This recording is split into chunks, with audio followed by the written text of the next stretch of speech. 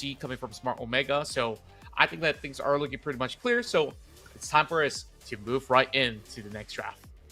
Yeah, the draft here, Smart Omega.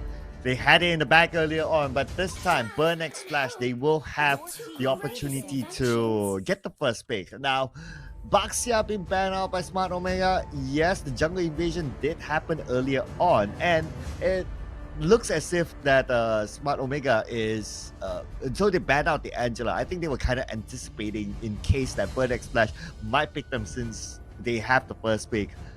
What would Burn X Flash remain as a pick based on the previous round? I would say the Bruno wasn't too bad. I think the Bruno was okay. It's just that if Bruno had a little bit more protection in the front line, then he's able to do what he's able to do. Because early on, we did see that when given the right situation, the right opportunity, and the right space, the Bruno knows how to position himself to dish out free hits from behind. Yeah, I guess you can keep either or, like Joy or even the Bruno, right? Overall, I think that shouldn't be that form of change. It's kind of surprising to see that the Angelo was being banned out instead, because like maybe they would copy the same page of the playbook, and if Burn X Flash wants to steal away the airful, they could actually do so as well, because well, if they have played the 1-1 before, airful shouldn't be too difficult for them to actually maneuver around. So Arlot once more, they stick to the usual ban that they had back in game 1, and I don't think that that's going to change all too much for the side of Smart Omega. I guess they just don't want to see the more aggressive side that they can display with a lot more ample damage coming from the side of Smart Omega, forcing them to play somewhat more of a milder early game in comparison to what would be a little bit more of a huge threat to Burn X Flash. What are we interested to see is that how open the Terizla will be. Smart Omega loves their Terizla. Lewis has been playing it a lot, 4 times in 7 matches as of now so far, so he's definitely comfortable with that. And with the Joy banned out, 1-1 banned out, Terizla is open. I would expect that if Burn X Flash do not pick the Terizla, then Smart Omega will be happy to pick it up. Yeah, they got a plethora of options right now for this first pick. I think like it's too hard to pass out this Terizla though. So Kima really has to think like, okay, if you pick that Terizla, what are we really leaving out for the side of Smart Omega? And since that Faramis is open up, I think this is a very, very solid pick, because it offers you your whole team a lot more sustainability when it comes down to those team fights. So Smart Omega, they've got a lot open for the team. Okay, Jom is going to play the Bruno. He played it 3 times so far in this tournament, with 2 of them winning, so it's a good win rate there for Job. And I guess it's also a pick that he's been waiting for, because previously he picked the Arif down instead because he wanted to combo with the Angela, but since the Angela has been banned out, so it's his opportunity to use the Bruno instead. And we did talk about like Burn X Flash Donut with the Bruno is kind of nice. However, now that it's being picked up by Joan, we'll definitely see something new. And we did talk about like the Terizla. Looks like Smart Omega is letting that go, and Burn X Flash, they have to pick it since the XP lane is still open for Smart Omega. So Terizla played once so far by ATM, but however, the unfortunate situation is that 1 pick, 1 loss for them at this point. Yeah, and I just basically love the different outlook coming out of Burn X Flash at the very least, right? Like, you already have the front line being checked, and in the sense that with the Faramis, you can just basically give out so much sustain. And now comes the Claw, where you could just basically find great positions to dive and open up that blazing duet. So definitely, this is going to be a little bit more of a different tempo of play. Meanwhile, Cram God, though, he's got a big pick going on his pocket. Yeah, this is definitely going to be a jungler Fedrin. I would expect that. So far, that has been their record. They have not played the XP lane Fedrin before. No, it is flexible, but yeah, that's just based on the previous record. Now we're going back onto the bans.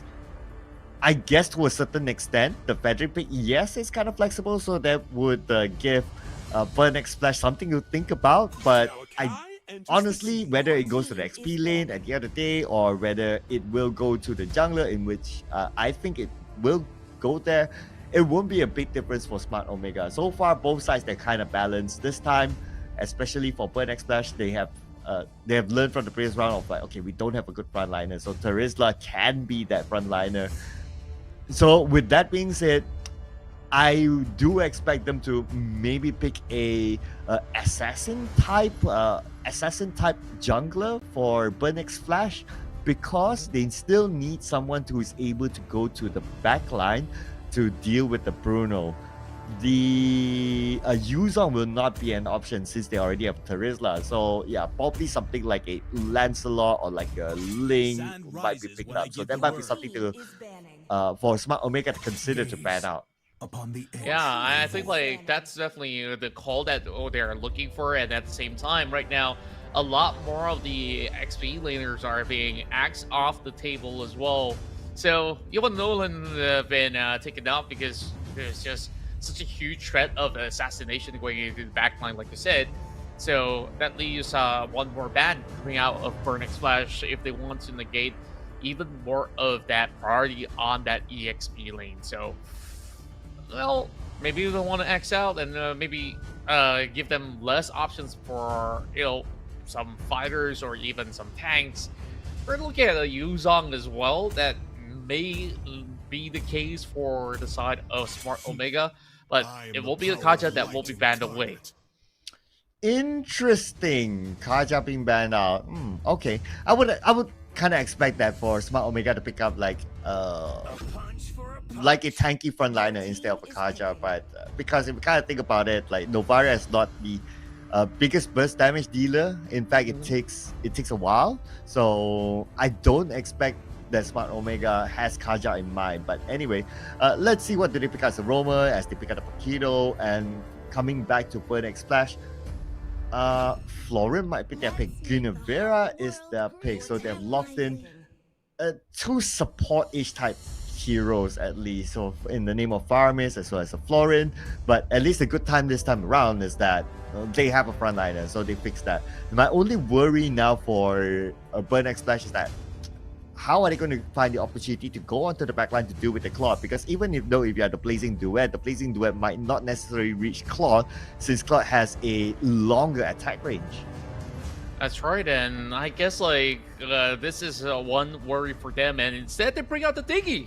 Okay, this is rather interesting because like they say, oh, sure, you want to lock us down, you want to keep us in the zone to fight off.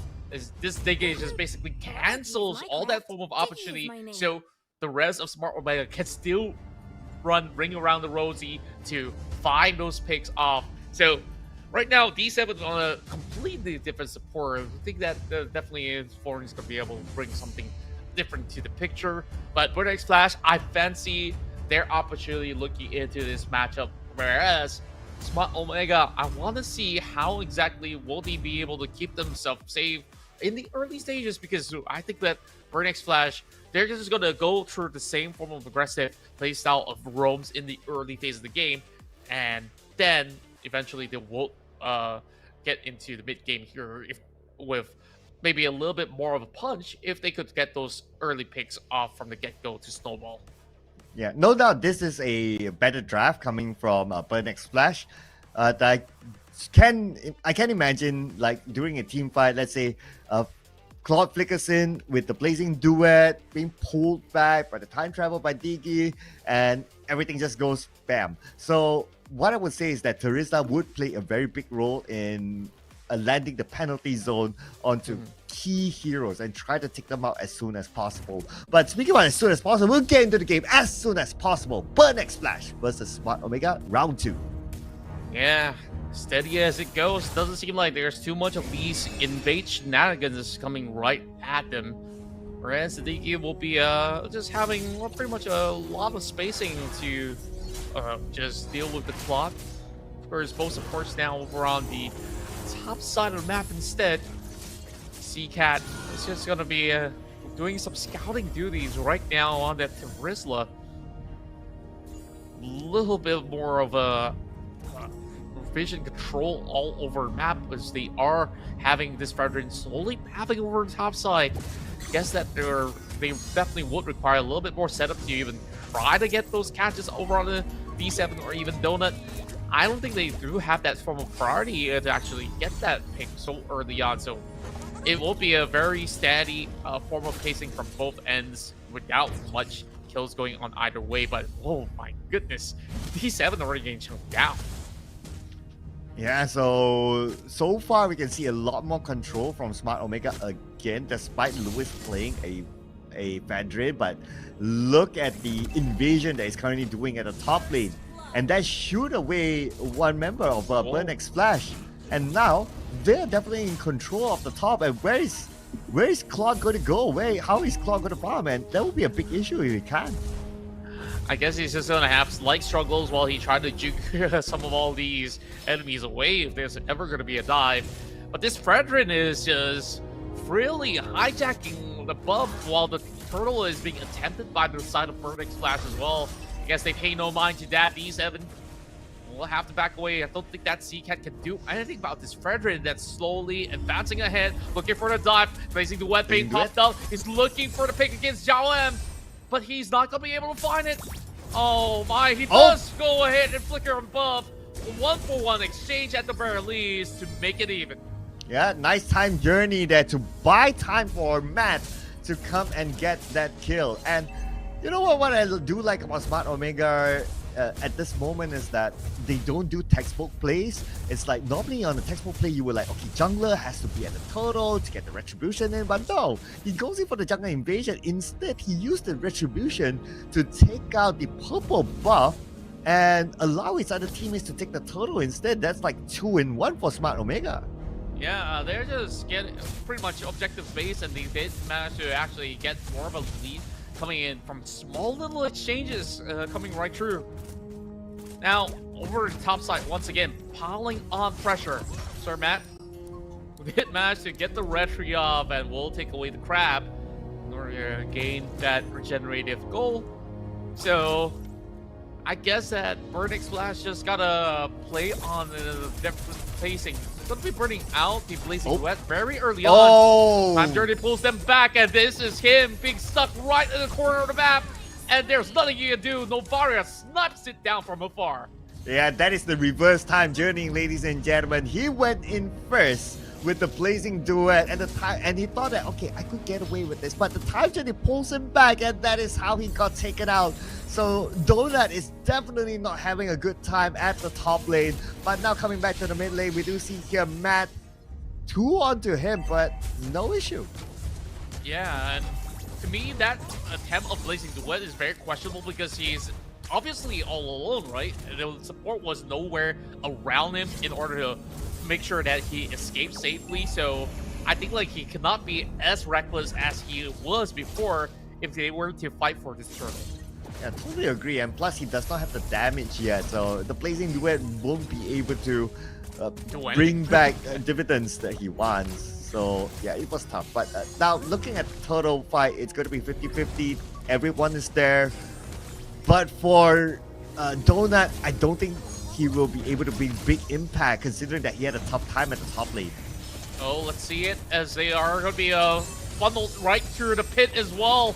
ATM is stuck by the corner of the wall as Surmat will be able to take them down and will also walk away with the turtle in hand. Things are going south for the side of Burn X Splash as Donut has got nowhere to run. Will have to find his way to just hop right across, and now will have to give way. The whole jungle is being raided as well. I don't think that there is much that they can do about this whole situation that they put themselves through. Yeah, so I mean, Donut is not having a good holiday here. Battle Mirror Image had to be used for him to get away. If not, they would surround him and they will gobble him up underneath the first turret at the top. So it's really desperate times here for Claude. And if Donut is not able to scale, let's see who else is able to do that amount of damage. Maybe Shima, but even so, Shima has to go in. It's going to be tough. But speaking about going in, Shima goes in and now tries to find that one kill onto Jom. Jom still alive at this very moment, but finally taken out by Shima. Yeah, that's a little bit too much for him to handle. There's like 3 to 4 members coming out, Burning Splash, and when the Gruneberg gets in range, there's almost no escaping from that point. But good pickoff nonetheless by Burning Splash. Let's see if they can actually do much about this turret situation where Sir Matt is just slowly chunking down the health bars of Chima. Though they have ATM pretty much low at the moment, Paramis will be able to try to buy some time for ATM to escape, but there's no escaping for now. We'll just have to full commit onto this, burning the flicker wave, but he's still buying as much as possible. ATM will eventually go down, but that's all they can basically do in this form of scenario. So I would say that the exchange was still pretty much worth it for Burning Splash, as they did get some gold out of the turret. Man, that was super duper close. Smart Omega could have gotten a couple more kills, but that's okay. But speaking about kills, now Donut is trying to find Lewis, and for Lewis, they won't be able to catch him, so they have to let him go at this moment. Plus, the turtle is up, so you don't want to overextend. You don't want to spend too many skills on the one hero in which you very unlikely to get a kill. And now turtle-wise, Smart Omega has control of it, but Burning Splash is there. Nevertheless, Sir Matt, he's ready with the retribution, and that goes again to Smart Omega. Still a clean objective taking by them. Yeah, Burning Splash, they're just losing so much of the map pressure as well. Now they're not affording any form of space to roam about, with Smart Omega pretty much sticking around as they're also looking to invade and just slowly hijack camps after camps.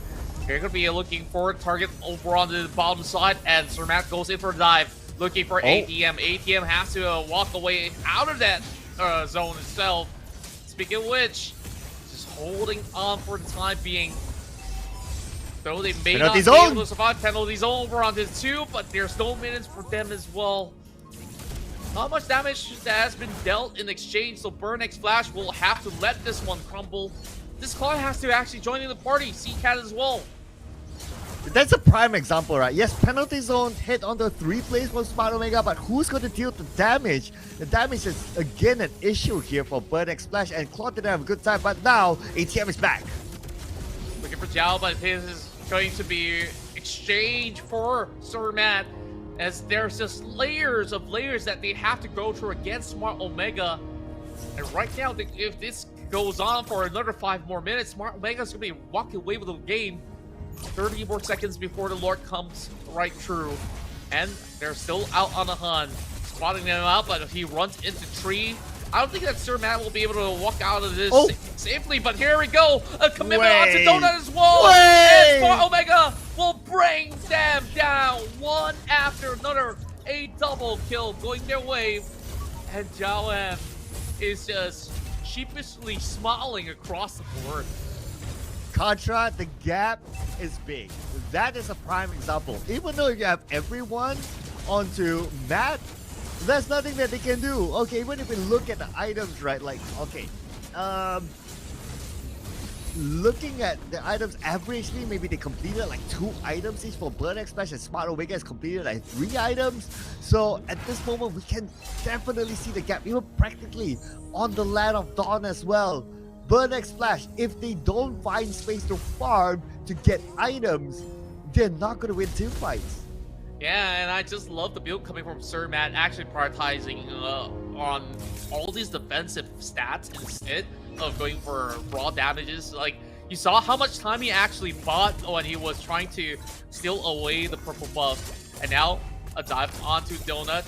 Sir Matt's just being absolutely confident in taking anybody on. And of course, there's always going to be backup if ever the case that they need it, but just look at Burning Splash. They can't even hold over onto the turrets over the mid, and they need to focus down this Lord. Yeah, ATM had the dominance eyes and plate armor. You have the plate armor, but you're not tanky enough, and there's so much damage coming from Smart Omega. So even though you have the plate armor that reflects the damage, he won't be able to survive much. So for him to even start the penalty zone in, he might be taken out fairly fast.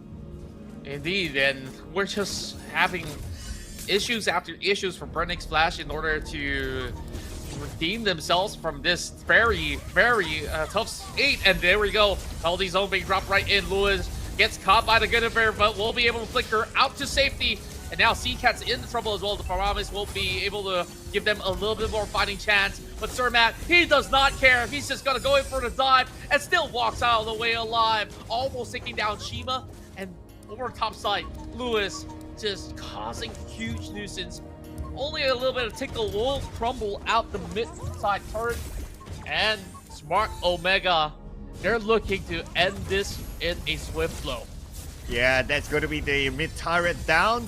So not only the inhibited turret at the bottom lane left, and this is where Smart Omega look at that disciplined gameplay. They know they came, they know they got what they wanted, and they back off, they reset, because their outs are currently on cooldown. 4 outs cooldown for the side of Smart Omega, so this is time for them to reset in preparation for the next Lord. What they're gonna do, textbook gameplay, disciplined gameplay, go in for the Lord in about 30 more seconds, get that Lord, and potentially end the game.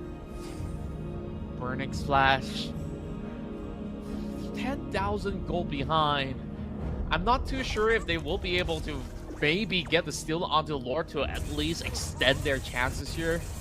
But if they really have to do so, then they really need to ensure that their positioning will be pretty much on a great space in order for them to actually keep themselves not only alive, but eventually seek out the targets that they desire. It doesn't seem like any of them have been able to really find catches onto Ray L throughout the course of the game. And it looks like we're going to be having a call for a pause for the... But again, I think this is the core problem that we're looking at here for the side of Burning Splash, because they depended so much onto Donut to actually be very well fed with enough resources. But you saw the focus coming out of Smart Omega from the early game itself, where they just want to ensure that this Claude will not have a good time in the game. And till now, I would say there's not much impact coming in from the side of Donut. Yeah, and Smart Omega knows that, right? I mean, they are smart to find that out. And that is why they pressured the goal lane a lot during the early stages. If they managed to do that, they open up space for their other goal laner, they're cool. And now, speaking about cool, this is going to be the Lord in. There we go. Guinevere opening things up with the ultimate, but this is where Jiaoam gets them all shredded up.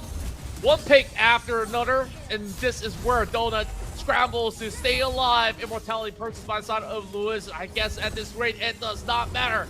Seacat, the final member to be eliminated, as Smart Omega secures the series 2-0.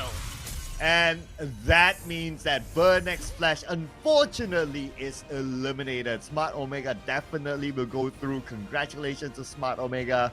They are alright right now. But I must say that game 1 was about the draft. Smart Omega smartly outdraft Burnex Flash. But for the second game, I would say the draft is a little bit more better, but Smart Omega smartly dealt with the main damage dealer of Burnex Flash, that is Claude at the top lane. So with that being said, they know what to pinpoint, they know what to lock down, and that is their cause of victory. That's right, and we just have a glimpse of all the action that we had early on, and I guess this is the scenario, right, where you can just see how well Smart Omega just plays out these team fights. A lot of bait and switches happening where you just have a Surmat initiate, and then after that, all else fails, you still have Lewis to just hop on board. I think like throughout the course of the battle, nobody has been able to actually challenge Paquito on any one of all these fights at all. And then, of course, later on with pretty much the lot secured, there's just no stopping the rest of Smart Omega from pouncing down their base. So with that being said, Smart Omega definitely looking like the top contenders here in the wall cards. Yeah, Smart Omega, definitely. I mean, whenever you put in a Filipino team, expectation is definitely up there. And I'm sure the Filipino fans will be very happy with this sort of performance. It is, to me, a clean win here for Smart Omega. 4-15 is the final score. But what matters is that if you watch the game, the execution from Smart Omega, how they outplay, how they smartly adapt to the situation, or putting focus onto the game changer for Burn X Flash, that is Donut, they sealed the deal. That's right. And I guess when we move into future games, I think Burnix Flash definitely have to take this as a lesson to learn about how to deal with such a composition where you have heavy frontliners. What do you do? What sort of picks would be the best to actually strike them off? I think out of all these marksman options out there, plot as much as the idea of going for a huge AoE damage is basically a little bit more of a opportunistic approach of looking into how they will handle team fights. But when you've already seen game one and how tanky they have built, maybe they might want to look for other things that can actually melt tanks like a carry in these team fights. Although it will be very much vulnerable in some of all these fights. As a matter of fact, airfill was also open up, but Burnix Flash did not opt to go for the airfill. Yeah, and Matt went for a full tank item. The only one that can